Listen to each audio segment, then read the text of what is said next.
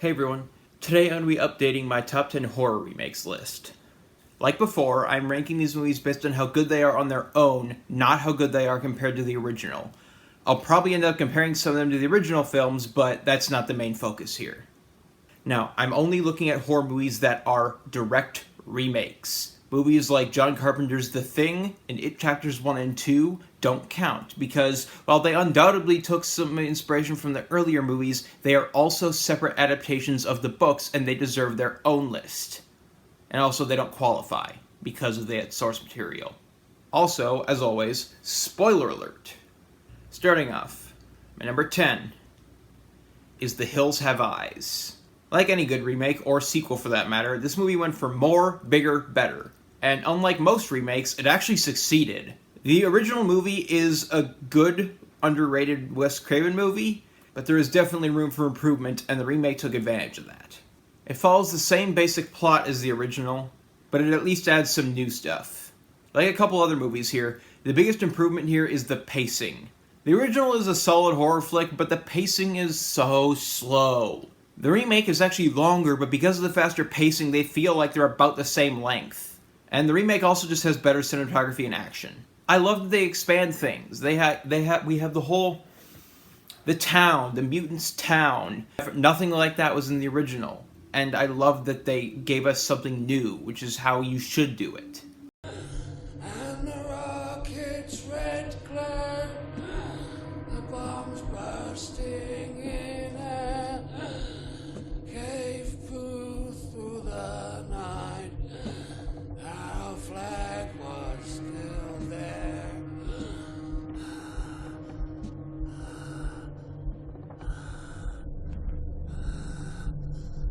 Where's my daughter? Where is she? Answer me! I don't know where she is. I never leave this place. Your people asked our families to leave their town, and you destroyed our homes. We went into the mines. My score is 3.5 out of 5. Number 9 is Slumber Party Massacre. It's movies like this that make me wonder why the Sci-Fi Channel doesn't deliver this kind of quality more often. This movie is a remake that plays with your expectations. It assumes that you've seen the original, and it tries to work around that. The final reveal isn't a very big surprise, but the rest of the movie had me guessing the whole time. Just little reveals, building up and giving you more information, and very well done. The cast is all good, but not great, except for Rob Van Vuren, who does a fantastic job recreating the mannerisms of Russ Thorne. The script is tight, and the kills are great, even when they use CGI. I'm actually not going to spoil the changes they make for this one, because I think you should watch it, but let's just say they took at least one aspect of the original, and they completely flipped it on its head. It's time to start the slumber party! Stay inside, stay quiet, and stay safe. Hello? Whoa, dog.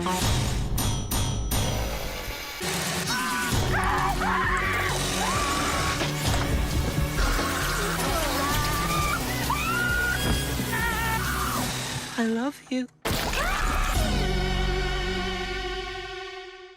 My score is 3.5 out of 5. Number 8 is Evil Dead. Evil Dead is my favorite horror franchise. All 5 movies are great, and the original is a classic for a reason, but it's also very cheesy. That is part of why it's so great. But the cheesiness comes at the cost of some scariness. The remake takes the same over-the-top blood and gore from the original and plays it completely straight, and I think it's one of the scarier movies in the franchise. I no longer think it's an improvement on the original, but I think it's comparable.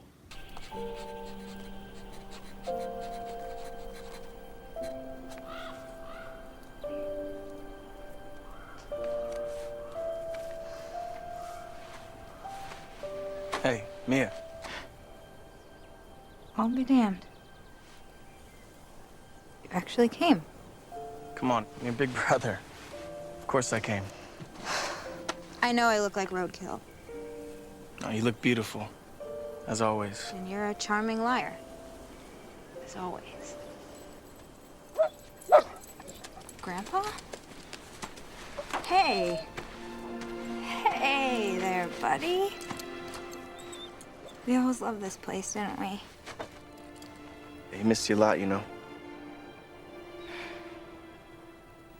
It's fairly similar to the original, but it's different enough to stand on its own. It also gets bonus points for not trying to cast a new Ash, because any attempts to do that would have been doomed to fail. I love Jane Levy in this, but I wish we had gotten to spend more time with Mia before she was possessed, but I think she does a great job. The rest of the cast is at least good. Mia having to rip her own hand off the hard way without the use of the chainsaw is the most hardcore thing I've seen since Cora metal-bended Mercury out of her own body.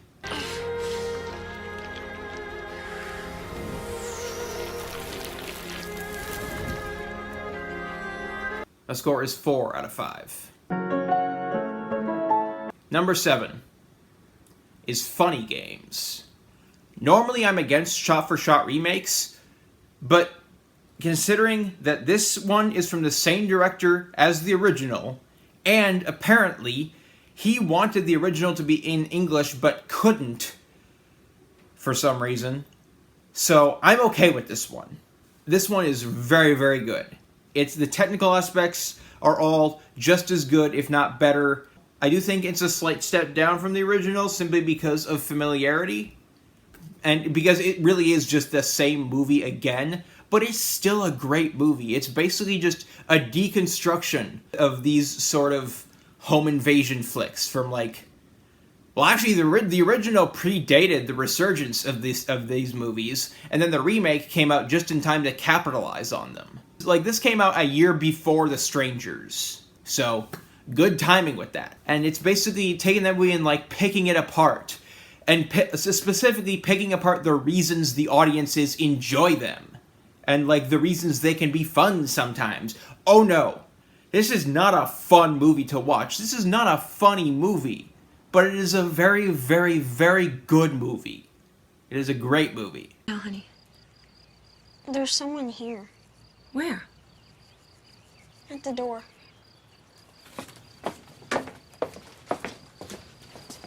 Hello? Hello. Sorry to disturb you. I'm staying next door. I saw you earlier at the gate. Oh, yeah, of course. Please, come in.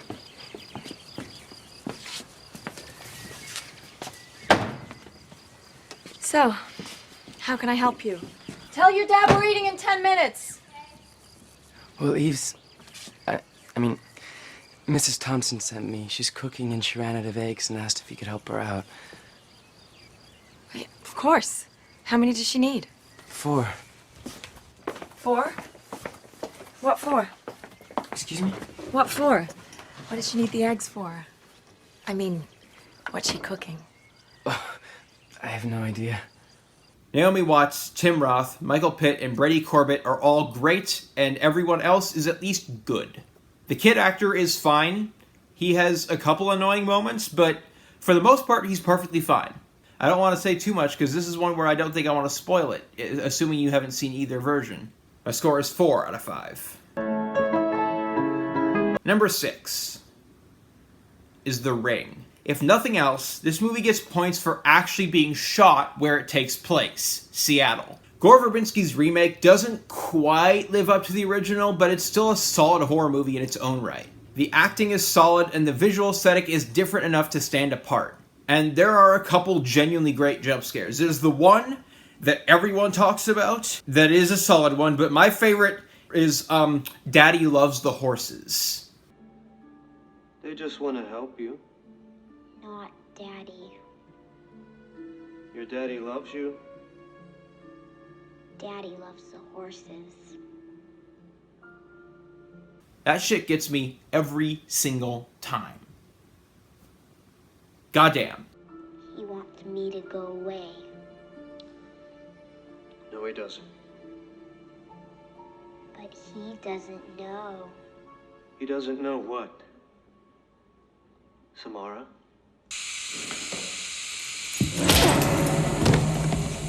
She's never gonna whisper my in your ear ever again. What did you do to her?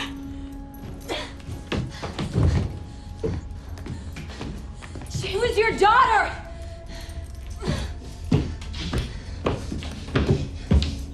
You killed Samara, didn't you?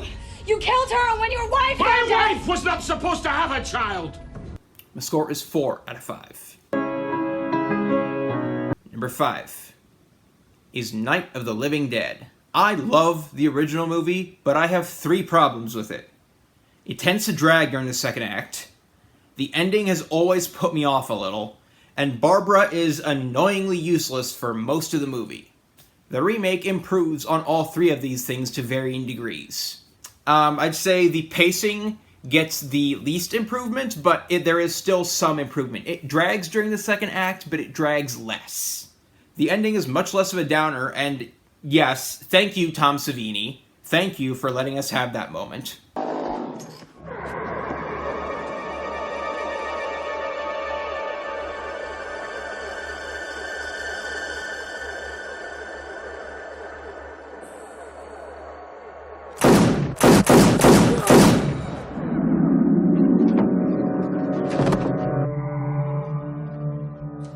Whoa.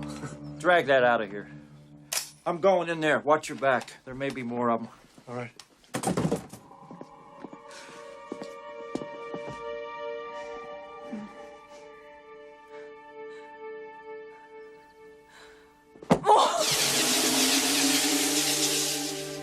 Came back. You came back.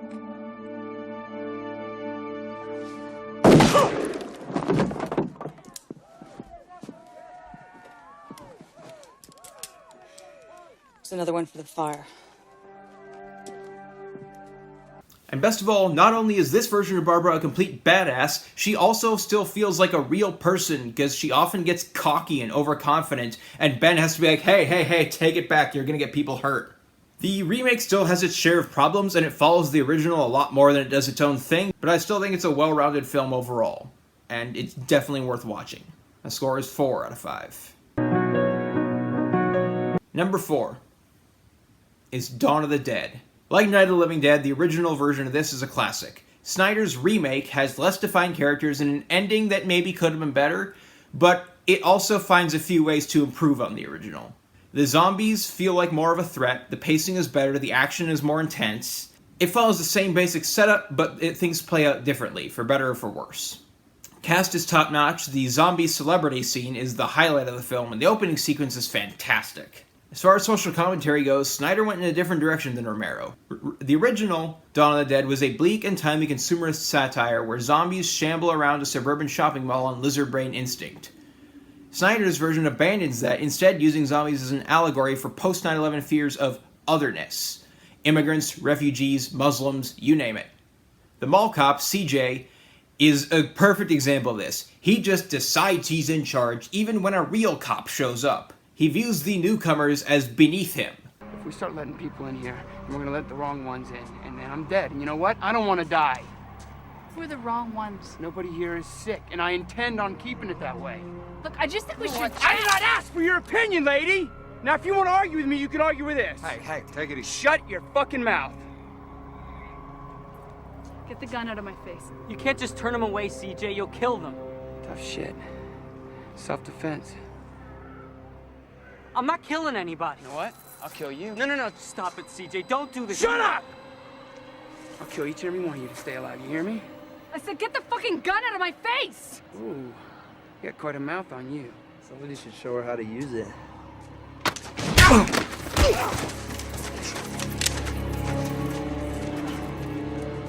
Is there a holding cell in there? Yeah. Back in the security room. That's real good, man. You're gonna get us all killed, dumbass. Fucking traitor. Stop me. Hey. I hope you got a good plan. Then, once he's cut off from his self-serving propaganda, shall we say, and forced to live with these people he deems beneath him, he comes to accept that they're human just like him and he should probably be less of an asshole. I love that! The score is 4.5 out of 5. Number 3 is The Crazies. Much like The Hills Have Eyes, the original Crazies was good, but it had room for improvement, and the remake took full advantage of that. It also approached things from a different direction. Both of these movies are about a viral outbreak in a small American town. The original jumped back and forth between two storylines: the townsfolk trying to survive and figure out what's going on, and the military trying to contain the virus while their scientists try to find the cure. Unfortunately, with the jumping back and forth, both storylines felt a little half-baked. The remake, on the other hand, streamlines the plot by only focusing on the townsfolk, and the result is a scarier movie with a more focused story and better defined and developed characters.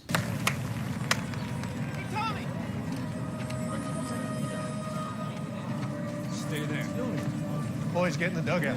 Get up! Bring it in! Get him off the field! Get him in the dugout, Principal. Rory! Whoa. Hey, Rory, we got a ball game going on here. We're playing ball, you come out with a gun? What the hell are you doing? Oh, Rory. Now you're drunk. That's all. All right, let's just lay the gun down. Rory, lay the gun down. Lay it down.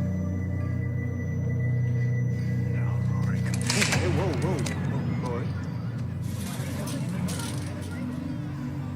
And you lay that gun down.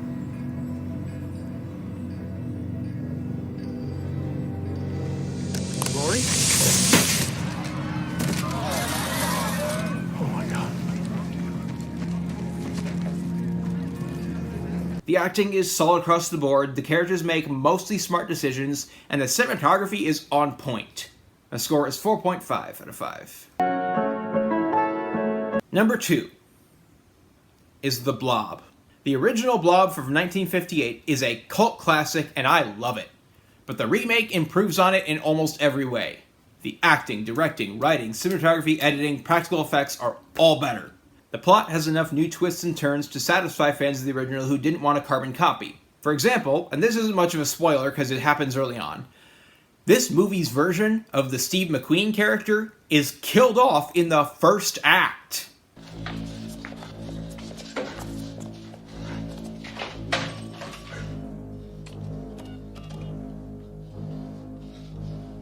Sheriff's Department. Get me the sheriff. It's an emergency. Paul?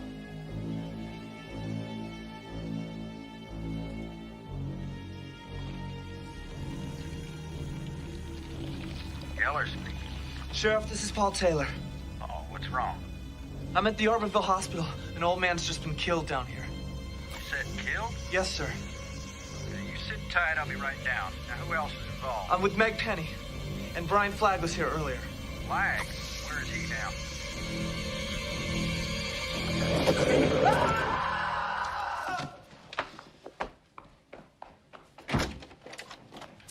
Paul!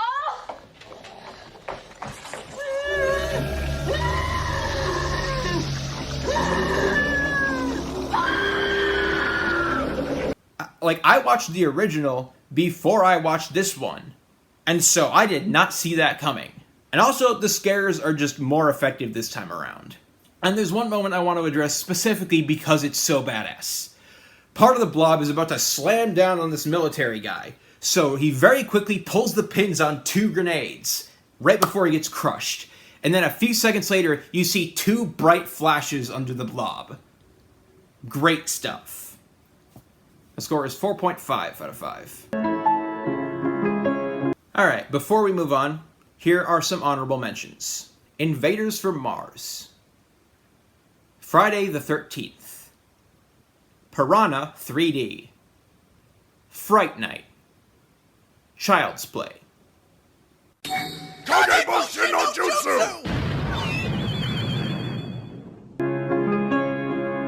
Finally, my number 1 is Suspiria. This is how you do a remake. This movie takes the same characters and setup from the original and tells a completely different story with it. So much so that it feels like the spiritual antithesis to the original. Well done. The cinematography is excellent. I don't know if it's better than the cinematography in the original, but it is certainly comparable. This movie is an hour longer than the original, and yet it justifies it. I don't know if everything is strictly necessary, but everything feels like it's there for a reason. Every shot is perfectly framed. Every scene serves a purpose. There are things you could cut that without affecting the plot, but it would affect the end result, and I would argue that it would make the end result worse. The color palette is the exact opposite of the originals, washed out and full of gray, and yet it works. This might be the only movie I've seen where a bland color palette actually works to its benefit. The color, or lack thereof, perfectly complements the setting, both time period and location. The acting is just great overall. Tilda Swinton is outstanding, and she proves that she can play morally gray characters better than most. Dakota Johnson, well, let's just say I have forgiven her for 50 Shades of Shit, and I will never be able to see her the same way again. She is fantastic in this. And finally, you can tell the actresses went through a lot of training to get the dancing down. The dancing in the original was fine, but you can tell it wasn't a high priority during the filmmaking.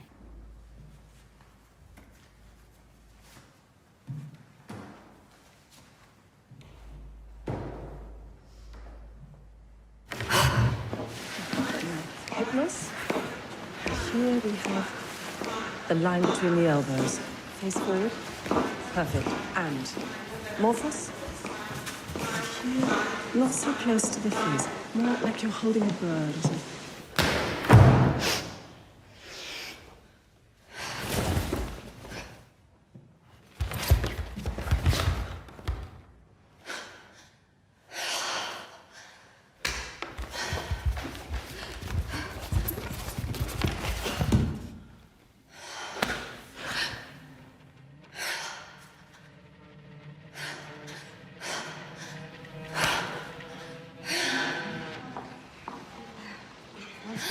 And I still consider the original to be great. Actually, my opinion of the original Suspiria has gotten better with time, but I still absolutely love the remake. It's just fantastic. The score is 5 out of 5. Hey everyone, what are your favorites? Let me know down in the comments. Like and subscribe and all that. If you don't like the video, tell me why, then subscribe anyway. You'll get notified when I upload a new video, and then watch that and tell me why that one sucks. I have a Patreon. I have a bunch of exclusive content there, and I'm planning on uploading more in the future. Right now, I think the most recent thing on there is you can see my roommate and I, a recording of us watching Neil Blomkamp's Demonic last year. Yeah, we just sat on that for a whole year, not sure why. It's 2 tiers. The first tier is you get access to the exclusive content. The second tier is you can commission tribute videos. I just need like 3 or more movies that are connected in some way, be it by a character or a franchise or a common theme, and then a song, and then we can hash out the details as needed. That's all for now. Stay safe in these crazy times.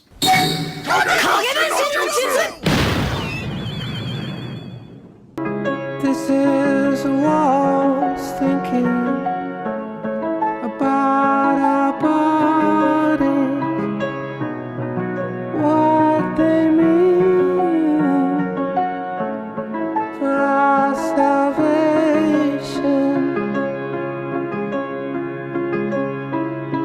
With only the clothes that we stand up in, just the ground